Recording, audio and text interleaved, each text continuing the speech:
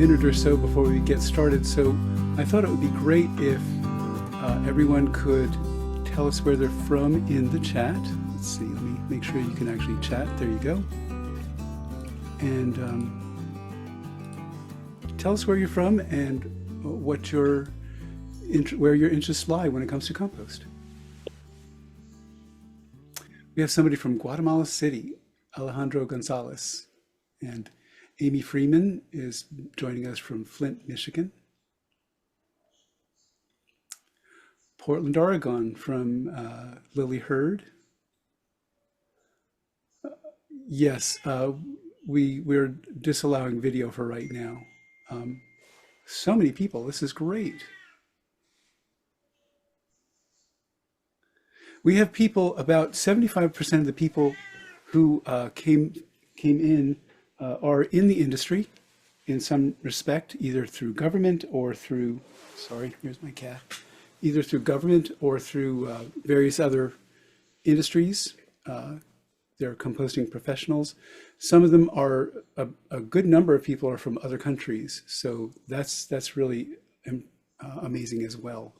And I'm looking forward to hearing some of the questions that we get from all over. Oh, here's my kitty. Her name is Ziza. She is 19 years old. Okay.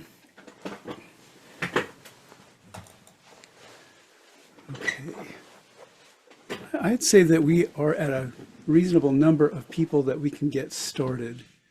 So let me kick this off. Welcome everyone to our webinar on farms and the compost economy. I'm Chris Sparnicht, Program Manager for Compostable Organics out of Landfills Now, or COOLNow, a Zero Waste USA program. I have some housekeeping before we begin. Neil Seldman is unable to moderate today as he's undergoing angioplasty. We're so looking forward to his speedy recovery. I will be moderating in his place. Rick Anthony and Ruth Abbe will also be here. Next, for non-English speakers, you can now enable real-time translation through closed captions. In the Zoom toolbar, pull up from the Show Captions icon, tiny up arrow. Toggle on Translation. Select your preferred language in both My Speaking Language and My Caption Language settings. Set these both to your normal speaking language. If the closed captions are too fast, at the bottom of the screen, you can view the full transcript in a separate window. If you don't see the closed caption icon in the toolbar, pull down from the More icon. Translation is still experimental, so thanks for your patience. We're learning right along with you. I'd like to mention that Zero Waste USA is offering an Introduction to Zero Waste course in late January. You'll find registration details in the chat.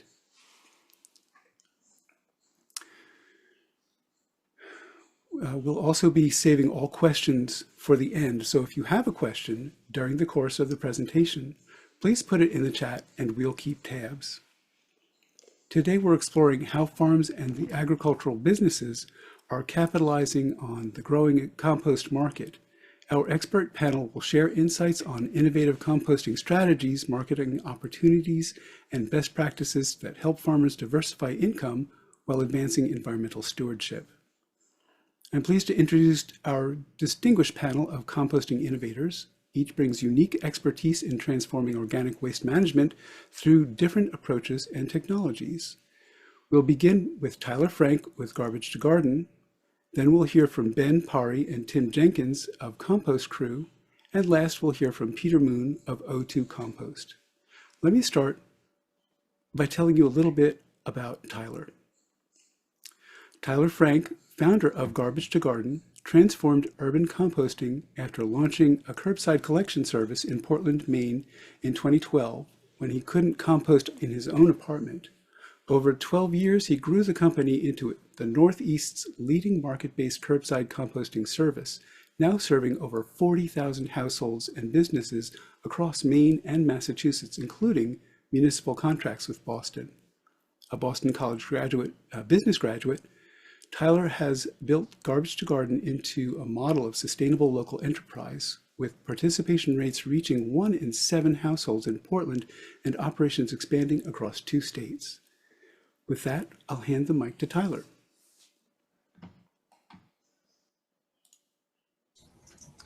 Thank you very much, Chris. You stole half my presentation. So let's see. Yeah, I mean, I'm Tyler Frank. Yeah, it was a great introduction. I started Garbage to Garden, as you said, out of my apartment in Portland. I had really no long-term plan to start a composting business. I just had moved into a place where I had no ability to compost, and me and my roommates kind of share the credit for wishing we had a way to just put food waste at the curb. So without any financial backing, I started this service, and over the last 12 years, I've gone from living in a tent in a gravel parking lot to making composting programs happen for cities like Boston, and establishing our own compost facility. So I just want to share with you more about Garbage to Garden, and also the relationships that we've, I guess, experienced between food waste collection and on-farm composting. So our mission has always been to make composting so accessible, easy, and rewarding that it Tyler, becomes a way. it looks like your presentation has gone away. Oh, my bad. Put it back up. Thank you very much. Mm-hmm. Save me there.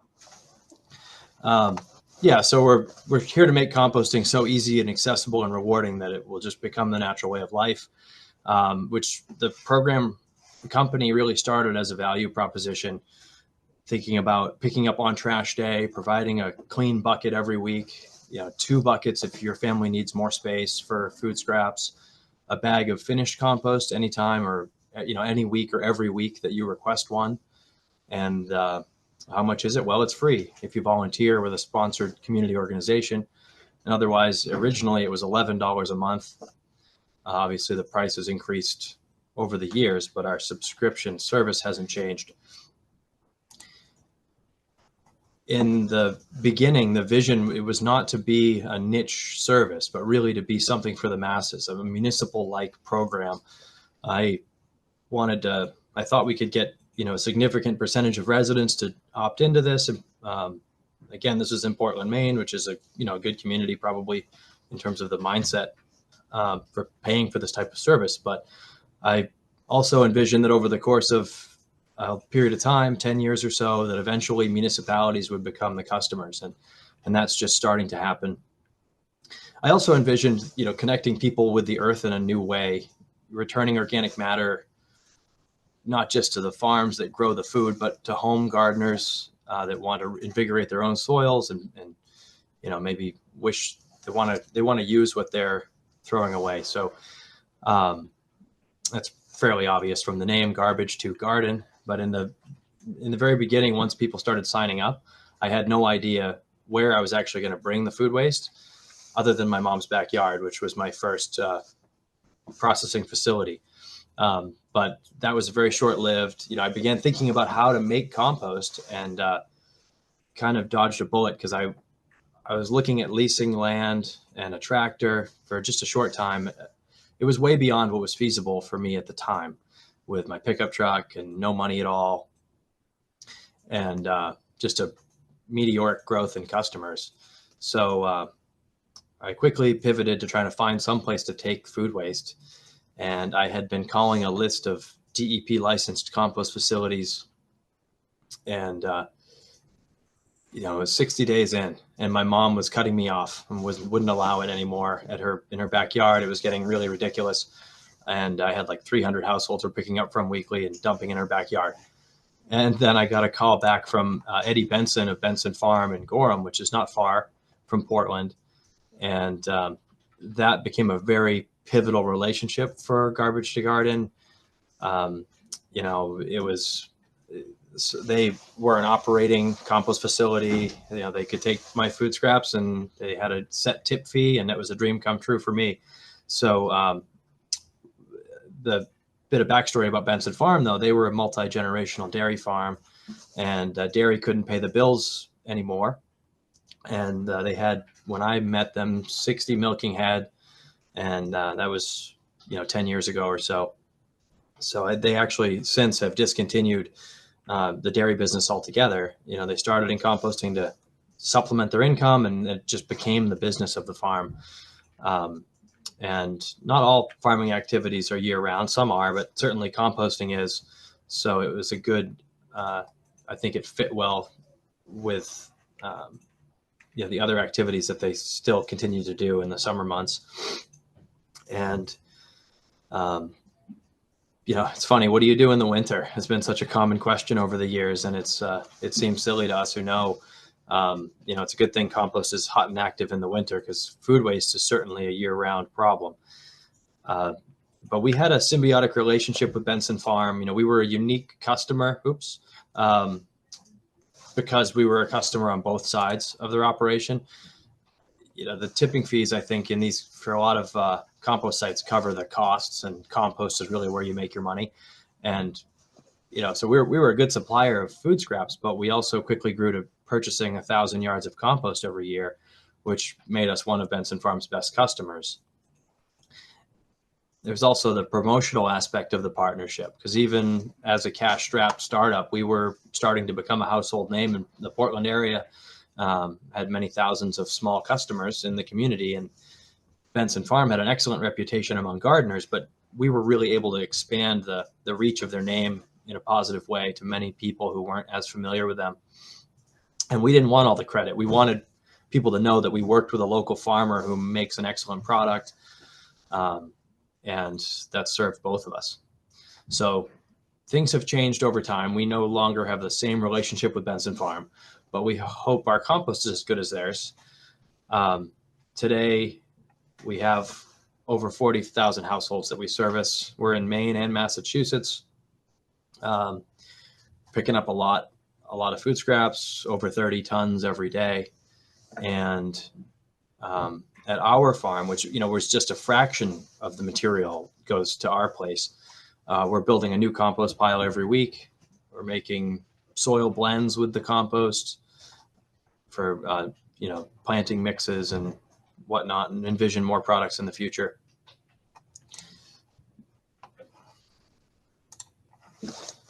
We have our residential program. Our residential subscribers are still the largest source of our revenue.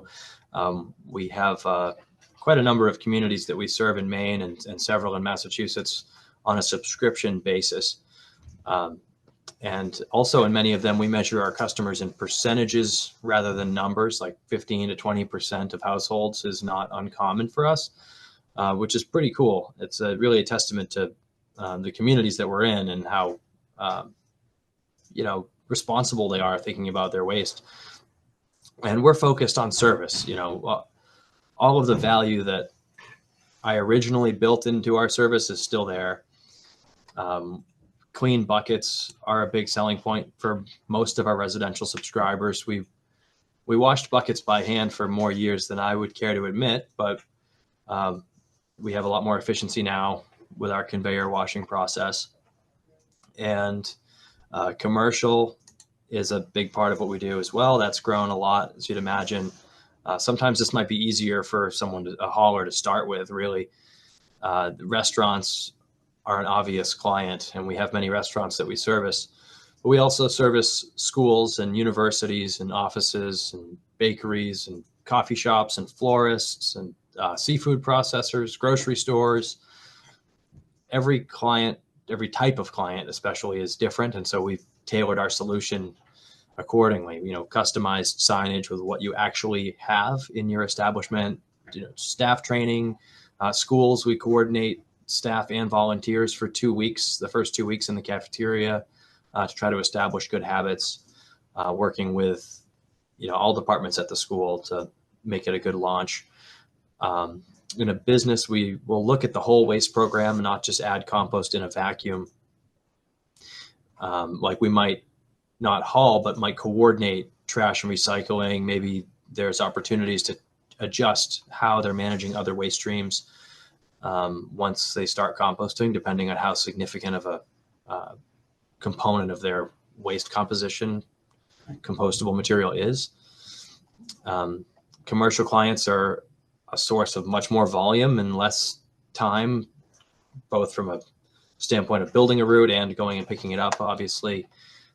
It's also a source of much more contamination if you're not careful. So, you're dealing with staff or students and not homeowners.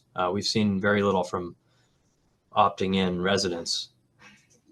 Even municipal, we have, as mentioned, a lot of growth there that's just begun in the last few years. And it's exciting because it's really what I established the company for.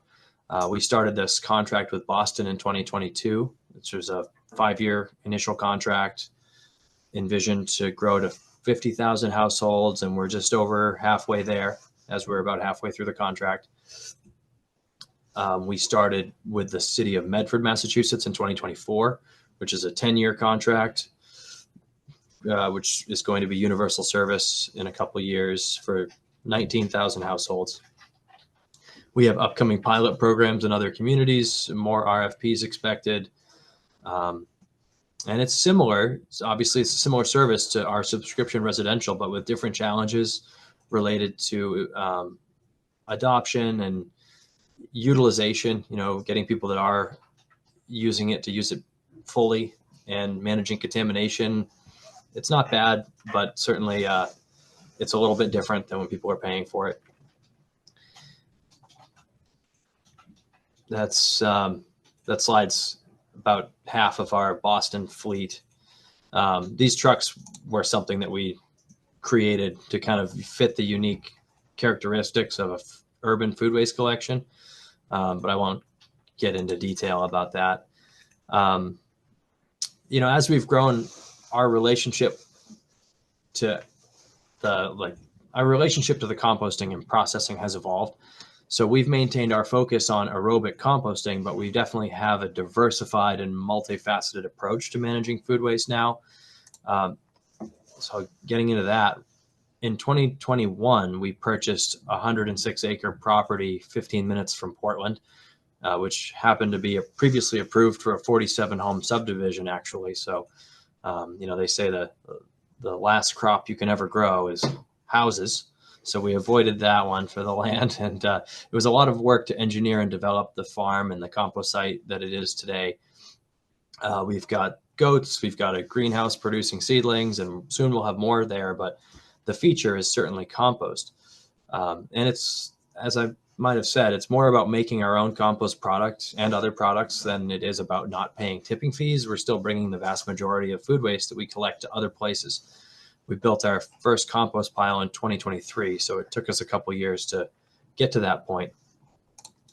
We're using a recipe of primarily manures and food waste. Horse manure is an excellent feedstock because they're bedded with sawdust, so that's a high carbon manure. And as I said, we're producing more than 150 yards per week of finished compost. It took time also, not just to build the place, but also to find the sources for the feedstocks, all the horse manure, other feedstocks that we needed, and figure out the collection and hauling of them. So I designed our compost process based on my experience at the Maine Compost School and other facilities I have visited and books I have read. It's an aerated static pile system. We built an array of bunkers on a sloped pad. It's slightly sloped to the back with a drainage in the slab that goes to an underground leachate storage tank. And it's a positive aeration system, pipe on grade. We use HDPE pipes for durability, cheap blowers actually, which work fine, and PVC manifolds. And that's all behind we drilled through the concrete, so the mechanical stuff's behind the wall. I don't think I actually have a picture of it. But every week we complete a pile. We start with a wood chip plenum, which is just an air distribution layer around the pipe. And then a mixture of feedstocks fills up most of the bunker, and then it's capped with finished compost or active compost, but substantially finished. And then we're just taking the temperatures daily in multiple locations, monitoring the leachate tank, reapplying leachate to the piles as needed. They do. You got to make sure they don't dry out too much with the blowers. We've played with the timing on that.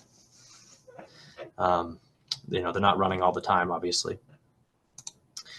So we start by receiving food waste, which we know when it's coming in. So it's pretty easy to incorporate it immediately. Our receiving pad has like a lip around the outside to contain liquids if we do have wet stuff. So we don't have leachate running off, and we use sawdust for the liquid management also. We combine all the feedstocks in the agricultural mixer wagon, which is a 15-yard capacity, because the homogeneity of feedstocks is really important for aerated static piles because you're not turning it. So if you want to get the best decomposition, the more homogeneous it is to begin with, the better. Once it goes into a bunker, it's there for less than a month, and then it's moved down to the curing pad.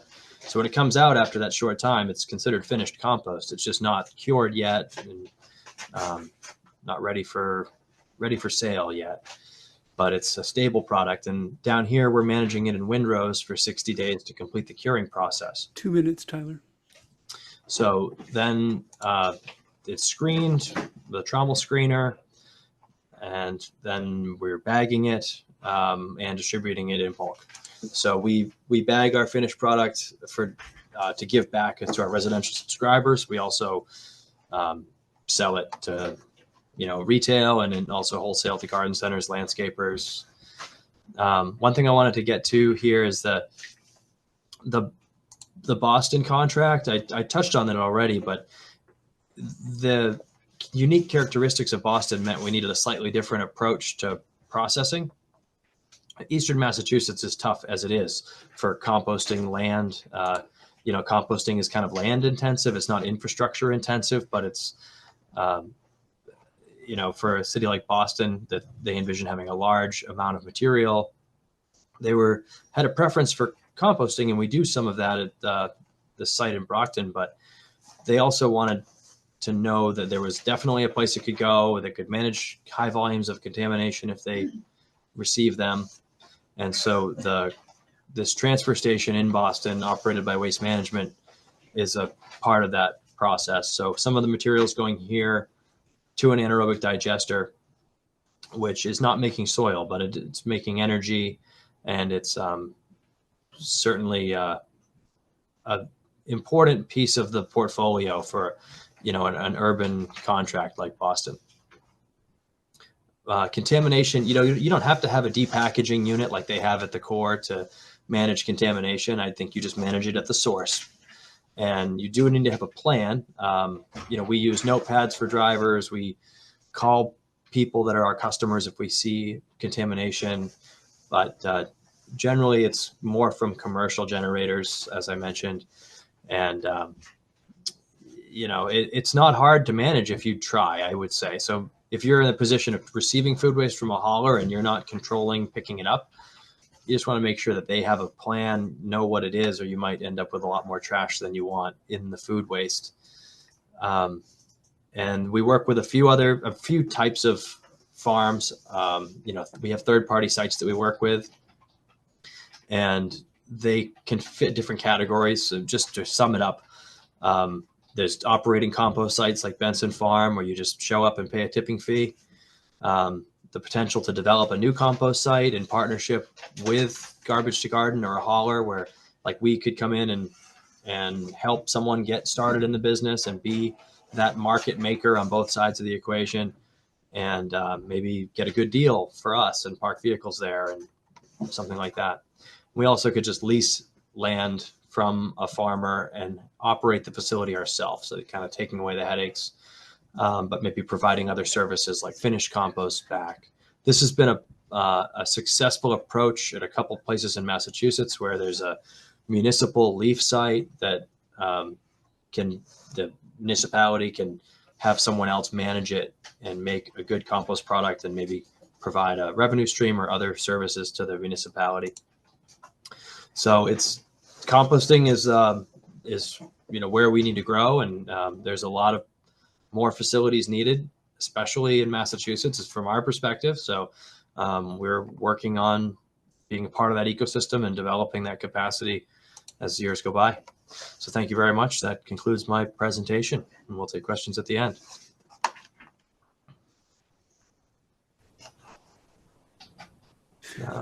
Thank you very much, Tyler. Let me bring up the next slide.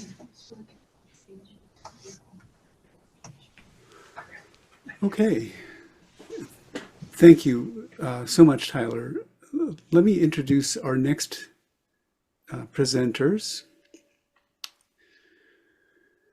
Okay, so Ben Parry, CEO of Compost Crew, leads a composting service serving over 20,000 customers across Maryland, Virginia, and DC, operating distributed compost outposts in partnership with local farms and municipalities.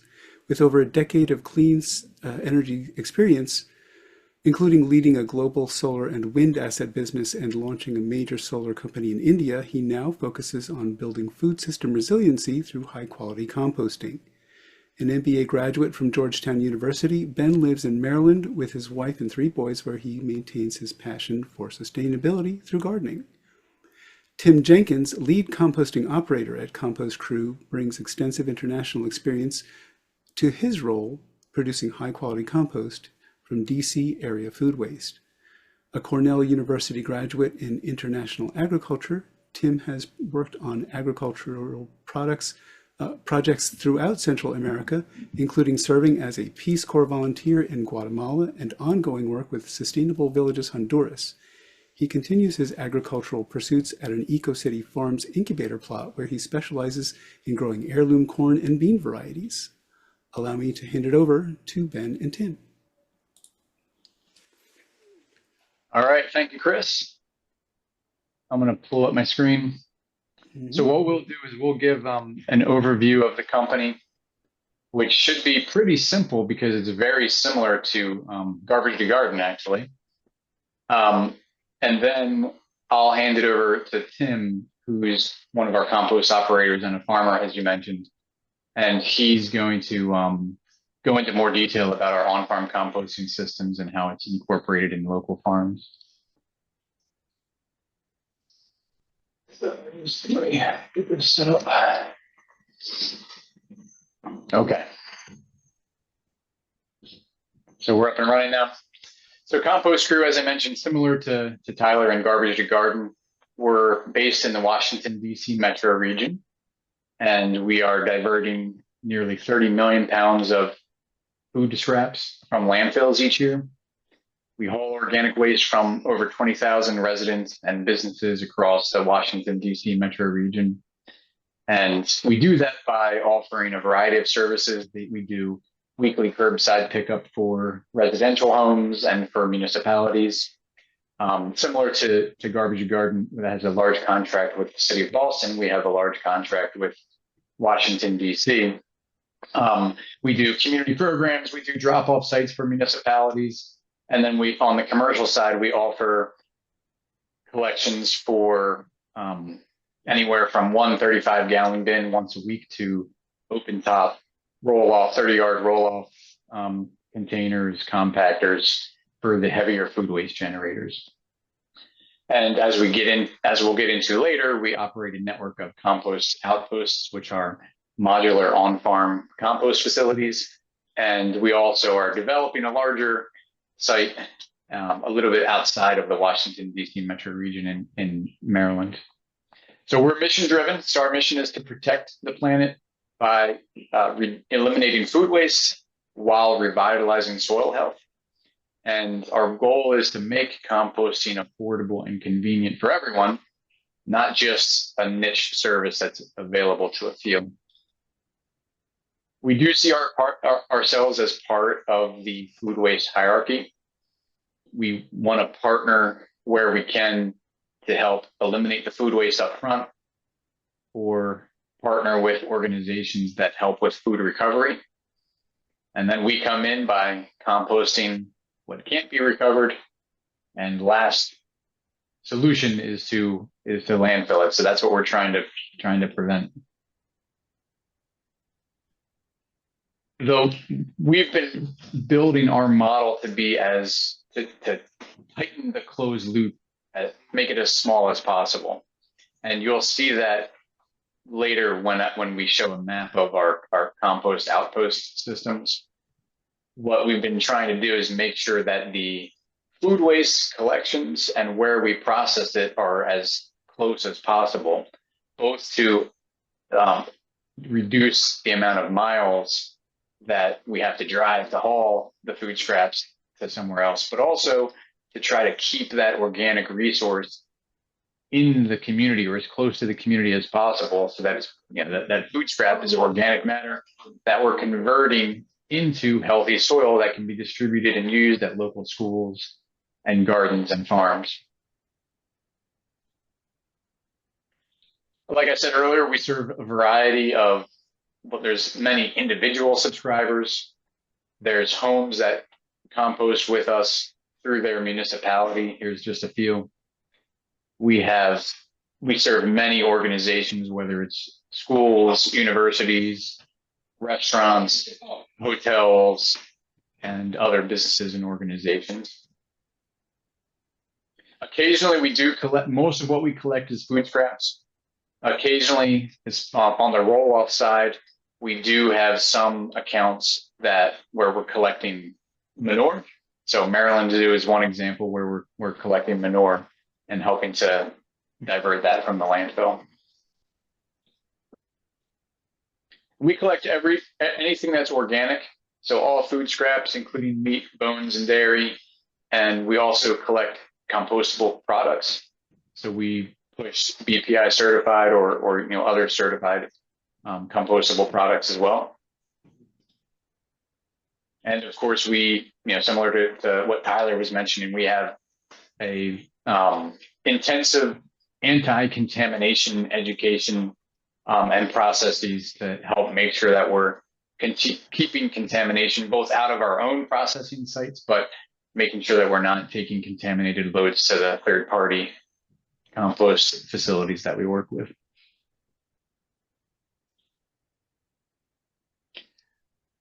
So the primary type of compost processing that we focus on is called a compost outpost. So it's something that we developed about 4 or 5 years ago in partnership with many areas who many of you may know, and Thomas Fazio, who's now with Eco City Farms.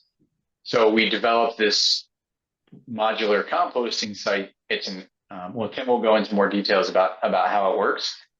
But the idea was we were partnering with a farm in Maryland already, and we were trying to figure out how can we scale this up so that we can make it as efficient as possible, but still make it feel like part of a farm, and make it close to our route so that we can integrate it with our routing system to avoid having to haul long distances and make a really high quality compost that can be used on the farm. And so we ended up developing our own system called a compost outpost, which now we've deployed in several locations throughout the Washington, D.C. metro region. Here's a few of them. So the first one that we established was at 1 acre farm, which is actually a 37 acre farm. And you can Google Compost Crew Maryland Farm and Harvest, and you can find a YouTube video that features that site. We've installed one at Butler's Orchard, which is a very well-known orchard in Montgomery County, Maryland, Eco City Farms, and then they're not all on farm. Most of them are on farm, but we also have a few that are at municipal sites. So we've installed one at the I-66 transfer station in Virginia. Here's a map of the area. The box shows pretty much our entire service area for food scrap collections from the homes and businesses. And you can see on the map, anywhere where there's the Compost Crew logo, these are the compost outposts that we've installed. And like I said, they're modular, so they're different sizes. Some may be 1 unit, which is a couple of shipping containers. Some may be larger than that. The orange dots that you'll see, these are the public-private partnership. Well, actually, this one's a county-owned compost facility based in Prince George's County. That's run by a state organization. And then this is another compost facility that's run in partnership with Prince William County, Virginia, and was recently acquired by Convertis Group out of Canada. The green dot is the anaerobic digester that's run by Bioenergy Devco in Jessup, Maryland. And then lastly, this yellow dot up in Frederick, Maryland is the site that a larger site that we're developing. So this won't be a compost outpost, one of the modular ones. This will be more of a traditional, larger scale ASP system. But you can see what we've done is, DC is a very population dense area, and so are the surrounding suburbs.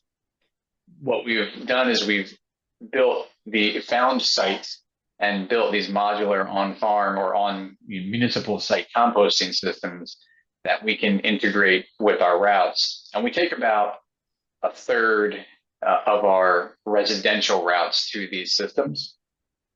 We still take the majority of what we collect to these third-party owned compost sites, just because we're collecting more than can be handled at the compost outposts on the farms. But it's been a really effective model of helping us keep the route miles down when we're collecting food waste, but also keep the compost that we're making in the community. So some of these now we are taking food scraps that we're collecting 5 miles away and making the compost at a site right in the same town or general vicinity. And with that, I'm going to hand it over to Tim, who can go over this case study with Watkins Regional Park, and then the next one at Fairfax County, and just tell you a little bit about how they're set up, how they work, and what type of finished compost, or I guess how the process works, and then what we're doing with the finished compost. So Tim, why don't you take it away? For sure. Thank you, Ben. So I'm Tim. I'm the in the field guy processing the compost, turning the food waste that's generated locally and turning it into compost that goes straight to these farms. That's a big advantage from a business perspective, because when you do it on farm, you've already got a customer lined up. Our farmer can purchase everything we produce generally. If we have excess, we can sell it later as a bagged product that we're working on. But for here at Watkins, it's a very interesting partnership, because it's through a municipality that supplies the customers for the food waste generation, the residential customers. And then all of that municipality, that town, goes to one local site here at the Urban Farm Incubator at Watkins Regional Park, which is a large forest and fields park that's used for recreation of the community. And on this park, they have an enclosed site that is an incubator farm. So an incubator farm is like a training ground or testing ground for beginner farmers that are ready to trial what they've learned in a farmer training program, and they're ready to go a bit bigger, but don't have access to farming land yet of their own, because that's very hard to get on the East Coast. Land is very expensive. So it's like a community garden, but much bigger. So people get little plots, and there's infrastructure there, greenhouse, tools, etc. And we have our compost outpost that you can see at the bottom there, those green shipping containers. So we have a mixing pad in the middle. Food waste comes from the municipality, is tipped there. We decontaminate it and then load it into those shipping containers. Those shipping containers have an aeration pipes underneath the floor and a blower system that you can see just on the right there.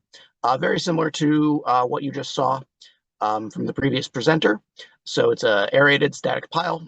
It composts in there, then it gets windrowed, and then gets delivered to the individual farm plots. At some of our other farms that are a bit bigger, it gets windrowed, and the farmer comes, picks it up, and distributes that onto their field in their own time, which is great for us because They come and get it and they handle it. We don't have to deal with that leg of transport, etc. Um, and we're contributing to the local food economy and improving soils very locally. So it's locally sourced food waste going to local soils that then produce more food again. So it is a very cool closed loop system in that way. We do that at several different farms. Each one's a little different, and this compost outpost with these little modular shipping containers can be custom made to that farm and to that site and their specifications, and can be expanded later if you want to. Here at Fairfax County, it's a bit different because it's a old landfill site that's been capped and is now a transfer station handling all types of waste. But this is another municipal collaboration with Fairfax County. So we get food waste from the Fairfax County region, residential. Also, there's a drop-off bin system there. And similarly, we mix it once a week and generate a batch of compost. And that finished compost is then going to local projects for remediation and growing wildfires and other sort of environmental engineering projects that the county does. So the county is then the purchaser of that compost, so they take it away and we don't have to market it, which is great. For farmers, this can be a challenge, but it can also be really rewarding. It gets collaborating with a company like Compost Crew gets a source of nutrients and feedstock sent to you on farm. And our company, we do it a few different ways. Some farms, we just send them the food waste. They handle it. Or we come in and we handle everything, and anywhere in between, whether the farmer purchases the infrastructure or we bring our equipment or we use their equipment. We do all those different things, so it's very customizable for what the farmer needs. If you're a farmer in the area, let us know if you'd like to learn more. And then also, sourcing carbon is a challenge. We use chip drop with those municipal contracts. Another great thing to do is talk to their public works and get them to send, hey, we'll take your leaves too. We'll take your wood chips as well. That's been a real boon for us, getting those relationships hammered down. So we continue to source locally the carbon and food waste feedstocks. We do manually decontaminate for our food waste sources, which is very labor intensive. And then we also do a very fine screening. So we do a 1/4-inch screening, which pulls out much of the contamination that we would miss, so that we can have a very high quality product for our farmers. And yeah, that's all I have. Great to hear from so many international people on this call. If you have any further questions, please email me, and I'd love to chat more. Yeah, the last thing I'll say, Chris, before we hand it over, and we can answer more detailed questions later. But the models that Tim went over, we've been so for example, this one at Watkins Regional Park that Tim mentioned in partnership with the municipalities. There's another one in particular with the city of Greenbelt, where the food waste collections from the homes is even closer into where the compost outpost is located. But the towns didn't have a curbside collection program, nor did they have anywhere to process that.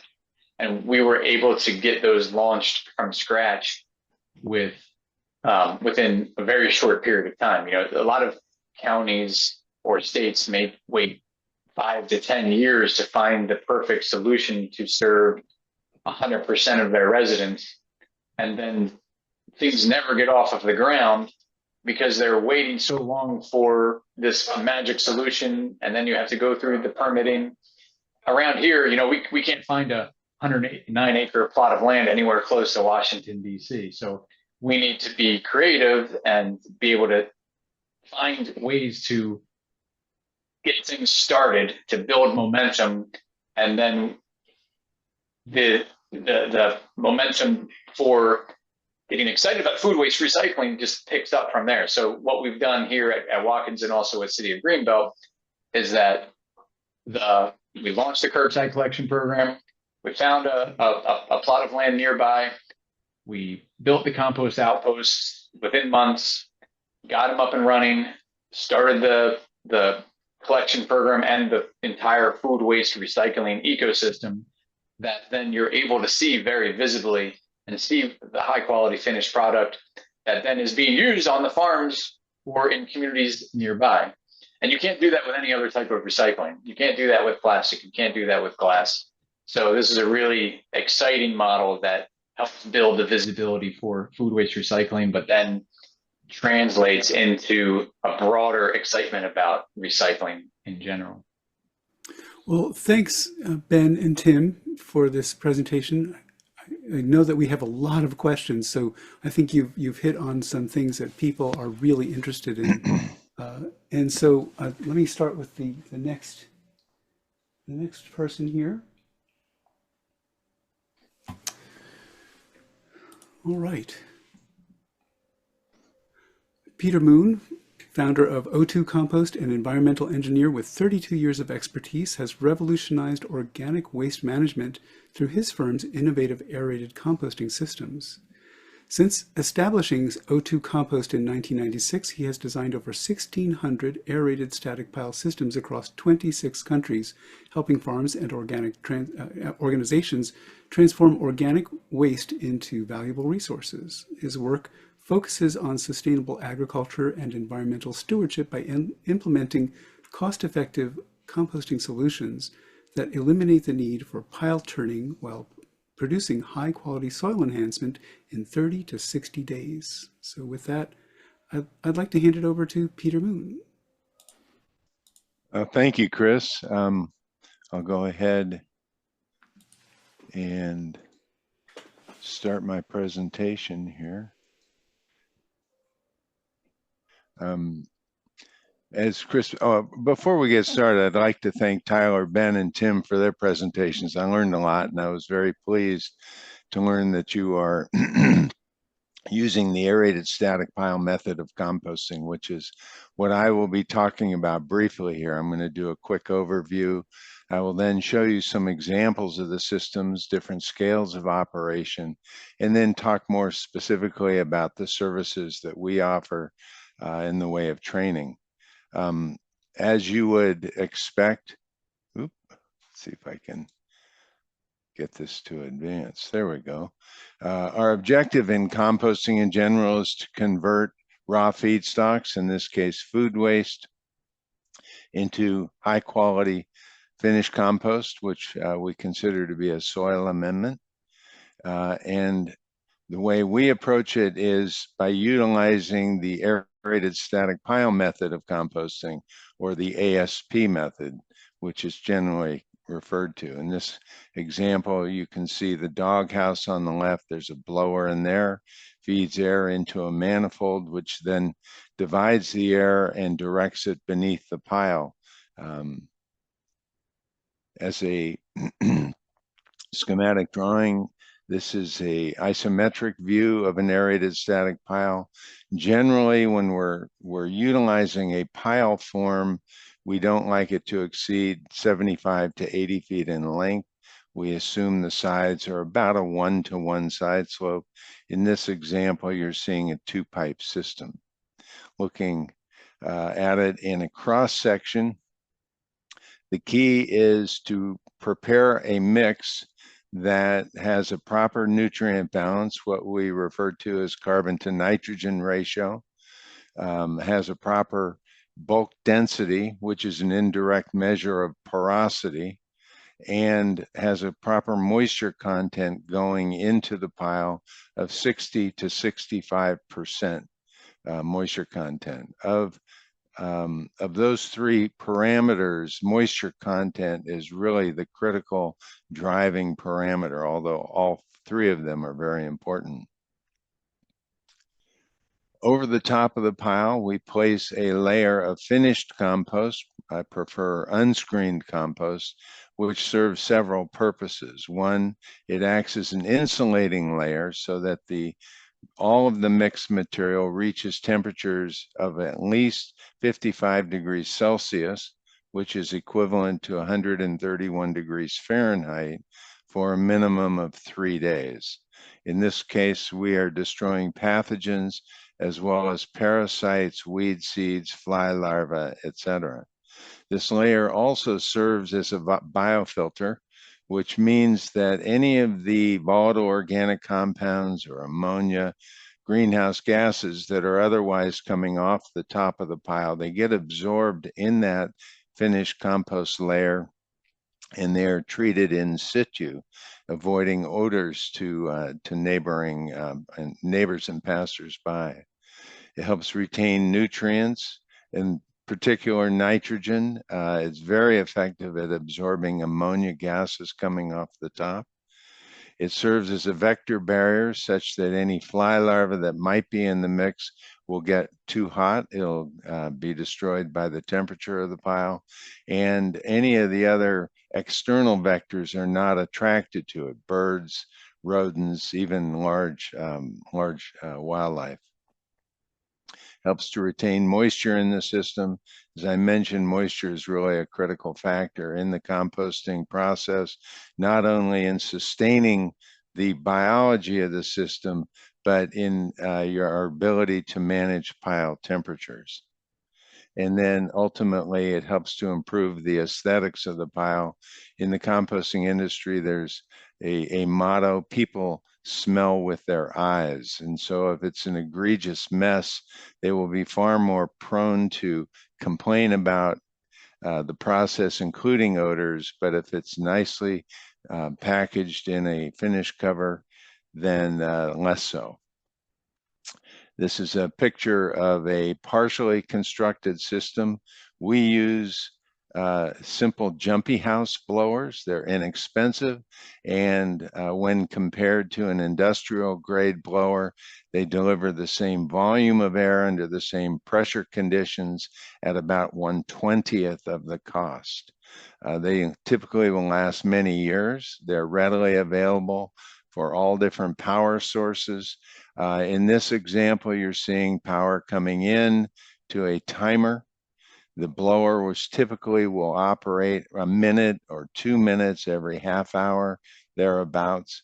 The blower delivers air into the manifold, which divides the air, splitting it into these laterals. The first section is solid pipe, where you see the wood chips. This is the perforated zone. And then we extend out the far end or the downstream end of the pile with solid pipe and a cap. Here are some examples of various systems. This is one in Pennsylvania, very simple on-farm compost system. Most of our training is done for on-farm composting, although we work with agriculture as well as municipal systems, so both private and public sector. Our smallest system, what we call our micro bin, is 4 feet by 4 feet by 4 feet, holds about 2.5 cubic yards. This is perfect for the 1 and 2 horse type operation. We also use these for research and for pilot projects where we're working with much larger scale volumes, but we want to prototype the mix and make sure we understand what we're dealing with. Here again, a small blower feeding air into a manifold, divides it into 2 pipes into the box. Here's a small system, what we call a top-down, where we build it into a hillside. This is a horse farm in North Carolina, where we roll the manure out of the barn and drop it vertically down in, taking advantage of gravity as we do it. Again, another top-down system, somewhat larger, in Sterling, Massachusetts. This operation has been underway for probably close to 20 years now, with uninterrupted service. Again, a larger system. This is a block bay, very similar to what you saw with Tyler's presentation. This is a school in Ojai, California, a bit south of Santa Barbara, where they're composting horse manure, stall bedding, food waste, landscaping debris, and even shredded paper coming out of the school. It's a residential high school. This is an example of an extended aerated static pile with 3 aeration zones. Here you see 3 blowers, each delivering air into a 6-pipe manifold. The manifold is PVC, and we have corrugated pipe to connect to thick wall HDPE pipe. The thick wall pipe can be literally pulled out from underneath the pile and used forever. It will outlive all of us. Each of these blowers is operated independently by its own timer. And in terms of scalability, this is a project that I designed and helped develop back in the mid-1990s. This is all grape pumice that's collected from the wine industry throughout the Napa Valley. Each of these piles contains roughly 25,000 cubic yards. It's operated with 10 blowers, and the blowers are controlled by a programmable logic controller. So with ASP composting, it's easy. When you have a suitable mix of materials, and we are able to maintain aerobic conditions throughout the pile. We do this, there's a number of ways that you can do this. In all of our systems, we push air or a positively aerated system using a simple timer. Because we're not turning the pile, we're taking advantage of the heat that's generated in the composting process to destroy pathogens, as well as parasites, weed seeds, fly larvae, and with that cover layer, we're dissuading vectors, including rodents, birds, and even larger wildlife. So what can be composted? Green waste, certainly. That's where much of the composting industry started, followed and in this presentation with food waste, source separated organics, certainly livestock manure, livestock mortalities, industrial waste, offal, coffee, marijuana waste, biosolids and septage, and more recently, human remains. And this is a project that I worked on for a couple of years during the COVID period. The client returned home is in Auburn, Washington. Recent conversation, they have composted over 300 individuals at that facility. And if you want to learn more, this is kind of an emerging area in the composting industry. I encourage you to visit their website, returnhome.com, and then look for the press kit page, and you'll see a very, very sensitive and informative video on how that works. O2 Compost started out as a consulting organization, but we have transformed ourselves into more of a training organization. We do compost system design. We compost facility design, which includes the aerated static pile method in the general operation, but also provides a layout. The key is operator training programs, which I'll elaborate on here in a moment. And we help clients conduct pilot projects to determine whether this is what they want to do. Our operator training programs have 4 component parts: compost system design, the drawings, a complete set of AutoCAD design drawings, aeration equipment package that we ship to all of our clients throughout the United States and Canada. Any overseas projects, we provide a discount on the training program and provide specifications for that equipment. We include a training manual, and the key that ties it all together is unlimited technical support. So when you buy the training program, it includes years of unlimited technical support. If you're interested in this, I invite you to visit our website. This is the landing page if you were to go there today. o2compost.com, and take a look at the information provided on the Compost 101 page. There's a great deal of information about composting in general, both for public and private sector clients. Looking at the projects page, you'll see over 400 example systems, again, all scales of operation. And then if you'd like to talk with me, I'd be more than happy to set up a free half-hour consultation. You can go to the contact page, click on that, and we have a scheduling tool that knows my schedule so that you can pick a day and time and time zone that works for you. This is my contact information. I appreciate the moment that we've had together. And now I'm going to turn it back to Chris. Thank you, Peter. That was amazing. Once again, we have a lot of questions. And so to that end, I'd like to introduce Ruth Abbe, who is our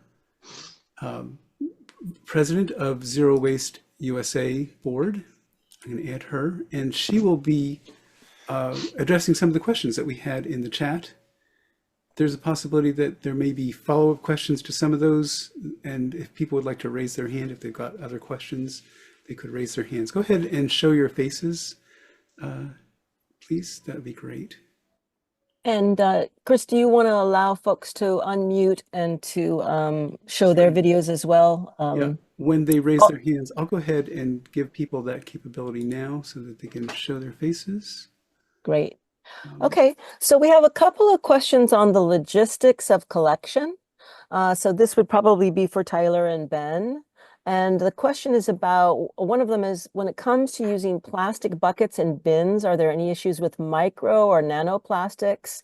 You know, there may be issues that are red flags for the community about the compost. And what about compostable bags? Are they breaking down okay? In some of your pictures, we saw those compostable bags. So maybe Tyler, do you mind sort of addressing that first, and then Ben? Yep. There's kind of a few issues there. I think the quality of the compost is of paramount importance to us, and there's been some evolving information, probably will continue to be. You know, we don't worry about microplastics from plastic containers per se. I haven't heard that as a concern, but microplastics in general that's the worst offender. There is biodegradable plastics, you know, that are fake compostable, that just break down into a million pieces. So that's like the most insidious thing in the world, and should be illegal. But compostable plastics, you know, the science behind them is pretty strong, that they break down into water, CO2, and biomass like a banana peel. And but there's an issue with organic certification. I mean, we're kind of in favor of these items and think that it helps diversion. In Maine at our farm, we don't accept them because of the Maine Organic Farmers and Gardeners Associations, you know, NOP, the National Organics Program rules, and we're trying to have an organic product. So I think those rules should be updated, frankly, and there's a petition to do that. And I'm not sure if that's, you know, continuing in the right direction. But I guess that's my answer. Feel free to follow up. Yeah, Ben, do you have any thoughts about the use of plastic containers for collection, plastic buckets, plastic bins, and also the idea of compostable plastic bags and compostable plastic foodware, as Tyler kind of brought up? Yeah, it's a tricky one, right? Because the compostable products are important to help facilitate collections at the site. So you want to make the source separation, the food waste collection, as simple as possible for the people that are generating the food waste. But then on the other hand, you want to minimize contamination. So there's not an easy answer. But we do, when we collect food scraps from homes and businesses, we do accept certified compostable products. We have multiple checks along the way to minimize contamination. And then when we take it to a larger facility that can handle, has larger equipment than some of our on-farm sites, then where the food scraps and the compostable products are mixed together. When we're processing at some of our smaller sites on farms, then we're manually removing, decontaminating any plastics or other trash that got mixed in the food scraps somehow accidentally, which is a low percentage. But then we also remove some of the compostable liners as well from some of our smaller sites. Yeah, can I chime in there, Ben? Yeah, go ahead. The thicker compostable plastics, like your forks, utensils, and like coffee lids, those won't really break down in our system in 6 months. But the sifter will take care of it, and it'll go in again. But the brand of bag that we use, the compostable liners, those are certified compostable, BPI certified compostable liners. Those break down in a week. If they're exposed to enough heat and moisture, they disintegrate. We used to put a lot of effort into removing them. We leave them in now. No issue. Great. And then, Gloria, did you have a follow-up question, or did you want to move on to something else? I did have a follow-up question to that. You mentioned hand verification or verification decontamination. What is that process? I mean, that's one of our big issues here.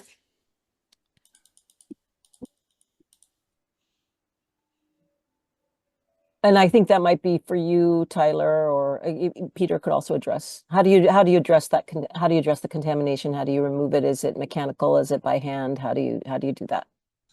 I'll just answer quickly, and then if Ben or Tim want to respond, they can. We address it at the generator source, so that's most important. Like, let's talk about a household bucket. You see something in there, the driver leaves them a note. The driver pulls it out, leaves that in the bin with the note. Obviously, that stuff some stuff gets by, and at the processing level, you pick it out at every step of the way. On the receiving pad, when mixing, if you see something, you get out and pull it out. And then certainly there's a screening process at the end. And after you screen, you have tailings, the stuff that didn't make it through the screener, and that's rock, sticks, and some trash, and you hand pick trash out of that. So it's certainly a manual process. And that's why it's most important to address it at the source and make sure it doesn't keep happening. Anything to add there, Ben or Tim? Yeah, you want to get it on the front end where you can, keep it from getting into your stream at all. But yeah, at the receiving end, it tips on the pad, and we put on rubber gloves and rubber boots, and we get right in there, take it out of the bags, go through it, remove the ketchup packets or the plastic tea bags, the coffee cups, the milk containers, things that people thought were compostable but aren't. And yeah, you just got to deal with it on the front end where you can, and then sift it and remove it out of the tailings or the overs.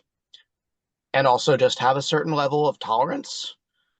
We can't peel off every produce sticker. The customer has to do that, or consumer. And you have to be clear with your farm partners that we're going to do what we can, but there will be some. The slides that you all showed were amazingly uncontaminated, so you must have a really good relationship with your customers. So that's super impressive. I wanted to kind of move on to another question, which was really about the kind of the economics of composting. And maybe, Peter, this is something that you can address. So essentially, what does it cost capital-wise for the amount of throughput? What percentage is capital versus labor versus equipment? Can you kind of give us a kind of an overview of what you've seen and what's possible, both for small scale and municipal scale facilities? Absolutely. The economics, it's a very broad topic because, and I think Tyler, Ben, and Tim address keeping it local so that we're keeping it off the highway. That's one element of the economics, is let's minimize that cost and impact to the environment. A lot of our systems, virtually all of our systems are on site, meaning the waste is generated on site, so we're not transporting it all over. because we're not having to turn the pile, we're minimizing the amount of times we're handling it, which is a critical part of it. We're not using equipment, we're not using fuel, we're not incurring labor costs as a result of the ASB method, which all of us have subscribed to. In terms of the capital cost, it depends on the scale of operation. If you look at various examples, you can be a few $100s into materials and equipment to have a freestanding aerated static pile. If you have a bay system or a bunker system or a roll-off container system, of course, you've got those costs incorporated. But again, I think the objective is to minimize handling of those materials, optimizing the composting process, and as the other presenters mentioned, always focusing on the highest quality compost that you can generate given the feedstocks that you're working with. And in that way, at the tail end, you're optimizing the value of the finished compost and helping out with the price point that you can ask for it. So there's not a specific answer to that, but these are some of the elements that come into consideration. Ben or Tyler, do you want to add anything to that? I'd like to just to say that, you know, we went from just paying tipping fees and buying compost to establishing, you know, buying land and building a farm and facility. So we had a significant investment, and I can't speak to anything really specific. I think that Peter had a great answer, but I can tell you that from our limited experience, the cost of producing compost is rough. Like once you would take out, but once you get there and you have your, you know, your financing or whatever you've got for your capital expenses, capital expenditure, and your labor and your operating costs, it's about the same cost as paying somebody else to process it. But at the end of the day, we've got the product to sell, and that's really the juice of the whole thing. So that's how I would approach it if I were talking to someone thinking about getting into the business. Is, you know, I think you'll be able to cover your costs with tipping fees if you're in a market like the Northeast. I don't know about elsewhere. And I think you can look at what compost sells for as it's really in demand and growing. At least, you know, I can only speak to the Northeast, but I think it's a good business to get into. And if you happen to be in Massachusetts, give me a call and we'll work on it together. Great. Ben or Tim, anything else to add on that, the economics of compost or capitalization? I think when you're thinking about the economics of compost, it's who are you thinking about it for is a question I would ask. So there's the economics for the waste generator. Are they able to save money by starting composting? Are they doing it just for environmental reasons, just to participate? Are they doing it for peer pressure because their neighbors are doing it? Is there some type of legislation that's forcing them to do it? So there's economics to the person who's generating or the business that's generating the waste. There's economics of the hauling. So if you're a compost hauler, there's economics there, and that can be similar to a waste and recycling business, but on a smaller scale since the market penetration is less. Economics of the composter, which Tyler was just talking to, and Peter, and then and actually selling and distributing the finished compost. So there's different economics that you have to think about along the way. And also the economics to the farm. You know, so when we're partnering with farms or municipalities, so we have different structures with the farms that we're partnering with. So some, and actually Tyler alluded to this in his presentation as well, some we pay a lease to for use on their land, and then they have to buy the finished compost back. Some we don't have to pay a lease. They get access to the more finished composts at no charge. And there's different structures for different relationships. Great. A follow-up question for you, Ben, was about the compost outposts. What is the amount of throughput or the amount of households, or what volume of material make those worthwhile? So they're modular. So we actually have different throughput at different sites. But really, if we want to think about households, we're going to want 500 to 1,000 homes a week, roughly. If you go too large, then the compost outpost doesn't make sense anymore, and you just want to do one of the other larger styles that Peter and Tyler had showed. And then if you go too small, then you're just having a backyard bin, basically. So this is that in between the backyard and the large permitted facility. It's kind of like, I used to run solar power plants. So you have your rooftop solar power plants, you have your large utility scale solar power plants out in the desert, and then you have community solar kind of in between. That's similar to what our compost outposts are, the community solar. Great. I think we have a similar question for you, Peter, on the microbin. Can you talk about what is the size and what would be the how many households that would service or volume that would service? We can make our microbins pretty much any size, but the designs we have, one is plywood, the other is dimensional lumber, measure 4 feet by 4 feet by 4 feet. They hold about 2.5 cubic yards. And so that would represent about 3/4 of a cubic yard of food waste. And then the balance would be bulking material on top of that. But they can be quite a bit larger. We got 4 by 6 by 4 designs. We can make them hexagonal, which is about 6 cubic yards. They're all very, very flexible. I think I answered the question. Yeah, great. Okay. No, that's great. Great. Got a lot of lively discussion about manures and pet waste. When you are, recycling everything and composting everything, what's left in the trash is a lot of pet waste. Are any of your systems able to handle? I know that the manures are a positive. Horse manures, cow manures are a positive, and can be successfully blended. But how do you all feel about eventually addressing things like pet waste? I can answer that quickly. It's generally discouraged to include cat and dog feces in the compost system. However, if you maintain it, if you're composting it, and you retain control on how that compost is going to be used, absolutely. I would not use it in a food crop or in a vegetable garden, but it would be perfectly okay to put out on your lawn or perhaps in your landscaping area. After all, the dogs and cats are going out there anyway, and so it's going to be higher quality than that.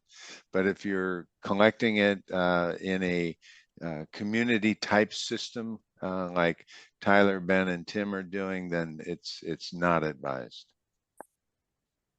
Up in Ontario, we do have that example of food waste collection to anaerobic digestion, and they sort of also encourage things like a diaper and sanitary products. I assume same answer for those type of materials, Peter? Yes, and I did mention it that biosolids and septage can be composted. So any of those sorts of materials certainly can be. They're not considered suitable for organic farming. And so again, you need to be very specific in how you're going to be using those end products. Great. A quick follow-up question for you, Tyler. How do you deal with bucket loss? Is that a big issue for you? Is it how do you address that with your customers? Yeah, there's definitely buckets go missing. We've got many, tens of thousands of buckets, and I think even when we started in Boston, the 12-gallon bins that we used that went missing. I think it's more a symptom of newness than it's like a new program or in a new city. It happens more often, and over time, just keep kind of replacing containers, try to mitigate it with, if you have a repeat issue, telling a driver, noting on the account to put it up by the door or on the porch helps. but we've seen it become less of a problem over time. And so I think it's to some extent a cost of doing business for the collector in our space. Great. I have a couple more questions from Gloria about whether there are any benchmark educational materials or programs for households that you rely on, particularly to encourage new programs or encouraging backyard composting. Is that a component of your work as well, the education? Yeah, I kind of missed the beginning of the question. Maybe I should read it. But I mean, education definitely is. I think, our customer service department's really focused on it. We really try to encourage conversations. I think conversations between people is what encourages new composters to change behavior. So that's like our go-to strategy municipally as well, is just, canvassing and events and trying to just encourage people to contact us, that there's no silly questions. Everybody's got something to learn. I think part of it might've been about other resources, which I couldn't comment on off the top of my head as far as pointing a link or something like that, though. But you can call our office at Garbage to Garden and chat. Do you provide the outreach and education for your municipal programs, or does the municipality take care of that? No, we do it. We might strategize a little bit depending on how involved the municipality wants to be. But we basically are used to, designing our own marketing campaign and materials, and hiring and training people to go door to door. So we've really handled that from soup to nuts. Great. And I know that in the Northeast, we're seeing a lot of growth in the food scrap collection and processing and the on-farm composting. When are you going to get to east end of Long Island is the question. I think others will probably beat us there, hopefully soon. We're definitely got our hands full here in New England. Yeah, that's the thing is what I was going to say is there's still a lot of room for entrepreneurs to start up similar businesses in a lot of pockets throughout the nation. When a company thinks about expanding geographically, you look at just around where we are, and there's still such limited market penetration. And there's still a lot of room for growth around areas like Boston or DC, because while it has caught on and has grown a lot, there's still a lot of people who aren't doing it. So there's still a lot of people to educate, still a lot of people to sign up still, and education will only go so far. So we were just talking about that. We have areas where municipalities are providing no cost composting to all of their residents, and the participation is capped at 35-40%. It can't get, and even that's even on the higher end. It can't get beyond that.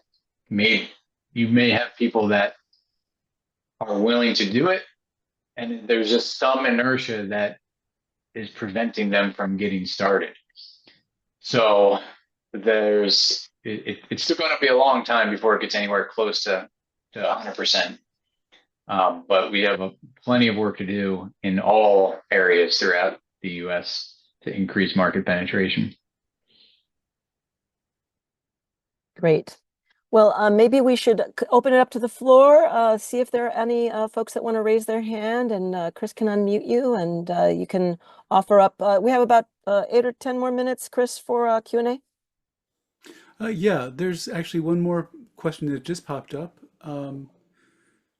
PFAS, what's the latest? Anybody want to tackle that? I may as well. It's become a major focus of the main DEP. PFAS, I think I don't want to take all the time remaining to share everything I know about it. I'm not the expert on it, but my understanding, PFAS is really an ubiquitous problem now. It's in everything, and it's in probably everyone's compost too. But in what level? Probably no more in our compost than in your native soil in your backyard, or just any random park where you would go. It's associated with compost because of situations like Mass Naturals in Massachusetts, where there was a farm that had an elevated PFAS problem with their compost. They were taking in paper mill sludge as a feedstock. And I don't know every detail about it again, but that was the source. It was an industrial byproduct that they were composting. So, I guess I could say that our contacts at the Maine DEP have told me personally, we have no reason to suspect that we would have a PFAS issue hauling food waste. If there is PFAS in food waste, it's a much larger issue in the fact that you've just been eating that food. But that you want to be careful about where you're getting, manure. If hay is grown on land that was treated with biosolids compost, wastewater treatment compost, that might have PFAS in it and can be introduced into manure. And so you want to think about where you're getting your feedstocks. I guess that's my answer. Great. Laura, did you want to unmute and follow up with your question about permitting? Let's see. I'm asking you to unmute. There you go. Yeah, thanks. Sorry. My question, so I live on the Big Island of Hawaii and composting is basically non-existent. So I don't know if I got a good response in the chat of someone who gave me a resource, but I'm wondering if any of you have worked on any islands and general suggestions of how to work with politicians who are more concerned with the fact that we have waste going out into the water, and then they are, but basically not everyone even has a septic tank at this point. So they're saying they've got to deal with that issue, not composting, even though our landfill will only last for another 25 years. They want me to add a word. So yeah, long question. Laura, this is Peter Moon. If you send me an email, peter@o2compost.com, I can put you in touch with one of my clients. I spoke with him yesterday. He's in Hawaii, involved with the University of Hawaii, and they have, I think there are 8 incubator farms that they're working with, and I can put you in touch with him directly. Great. They must be on Honolulu. Yes, they are. Thanks. Any other thoughts, Ben, Tyler, or Tim, about permitting? I know that different states have different requirements. For some states, even a on-farm compost it's like an industrial scale issue. So you have any thoughts about that as well? Well, first I would say, I'm sorry, I didn't catch the name of who asked that question, but another good case study to look up, I'm going to put it in the chat right now, is somebody at an organization called Go Green Ocean City. So there's a director of compost operations there named Garvey Heiderman, who, it's not an island, but they had a similar problem where they had a lot of the waste from the Ocean City going to landfills. And he, through a lot of advocacy and hard work, got a compost ecosystem set up in Ocean City that's very successful. So that's a good resource. So hold on, I'm just going to paste it right now. And in terms of permitting, I mean, NIMBYism is still a big problem in getting projects started up in the United States in general. So every jurisdiction is different. So you have to look at both the state and the county, the state permits for compost facilities and composting, but then also your local county land use as well. And they may be in conflict with each other. And if they are, then you've got to figure out which organizations or council members to work with to bridge the gap. So we have been successful in lobbying to change land, get amendments made to zoning text where they were preventing composting or composting wasn't mentioned at all. And that may be the case in many jurisdictions across the country. Hey, Ruth, it I looks have a like question. I wanted to hand it over to Rick, who's a founder of the COOLNow program from Zero Waste USA. You wanted to make a couple of comments? Questions. Moore Institute research has done some waste surveys in the compost in Orange County in Northern California, and they're finding that plastic and microplastic are the main contaminant that they're finding. And one of the fears we have on our group is that we are changing the soil from and adding plastic across the planet, and with this kind of situation. So my question is, why not paper bags, guys? Why not paper bags? That's my Instead of question. compostable bags, compostable plastic. So-called disintegrated bags that leave plastic particles in your compost. Why not paper bags, which are being done in several places? On our webinar, they talked about that on past webinar. Are you guys? I know it's a cost, but it seems to me the polluted product that you produce is even more of a cost. Part of it, well, first of all, I mean, certified compostable bags should not be considered pollution. But second of all, we have done, so it goes back to, it's like, why not use why not use reusable cups everywhere instead of compostable cups? So yes, of course, reusable cups are better everywhere. And that would be an ideal solution. But there's practical limitations and resource constraints that prevent everybody from using reusable cups 100% of the time. And so compostable cups or compostable liners help to facilitate recycling programs that may not be possible if you didn't have them in place in the first place. So why not paper bags? So we've actually done surveys with our customer base about no bags. And we've also done a lot of research about paper bags as well. And some people use no bags, but vast majority of people say, I will not participate in curbside food waste collection if I don't have a compostable liner.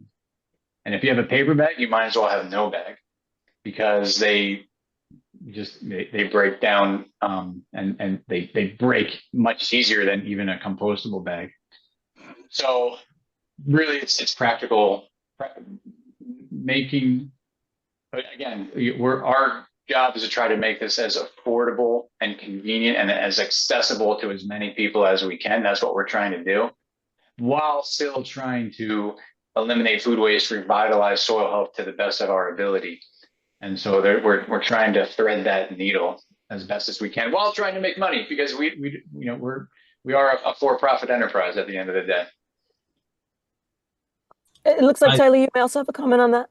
Real quick, I think Ben had a terrific answer, eloquent response there. I just wanted to add a couple quick things just to underscore, Rick is concerned, super valid. We don't want to be poisoning the soil, but it goes back to what I said about certified compostable and all the greenwashed products out there. I don't know how you can really eliminate that problem. I think the science is good with the compostable stuff, but it really should only be certified compostable products that can be sold. Like the biodegradable ones that are just microplastics in disguise are a real problem. I mean, I would be in favor of just outlawing that. But in the other side of it, the paper bags, I have a slightly different view than Ben. I find that paper bags are a pretty viable alternative to compostable ones, that many customers opt to use them just because they have them. Maybe depending on their program, they have to buy the compostable ones and they have paper grocery bags readily available. Some people double them up. I don't think you can pick up a bag, but as a liner where you're dumping the bin and the bag comes out with gravity, they tend to stay intact in our experience. And, the bin probably needs to be rinsed out either way, because even compostable bags will sweat some juices. So I think it's okay. It's just they don't necessarily fit very well. I'm trying to do more research on this. So I might follow up with Rick and see what other paper bag products are out there that I don't know about. Great. Well, why don't we turn it back over to you, Chris, to kind of wrap up and tell us next steps. Thank you all for your eager participation. Absolutely. I want to thank everybody for our speakers here, Tyler Frank, Ben Parry, Tim Jenkins, and Peter Moon, for coming to talk to us today. This has been very informative. I greatly appreciate the questions that people had as well. There's so many great questions. This seems like we really got a lot of good answers. So I want to thank you all for being here. I think we're at the bottom of the hour, and we probably should go ahead and close. A few of us might hang around to talk a little bit, but if the rest of you are ready to go, that's fine too. Thank you so much for being here with us, and thank you. Hopefully next year we'll have another webinar on composting from COOLNow as well fairly soon. Okay, thank you.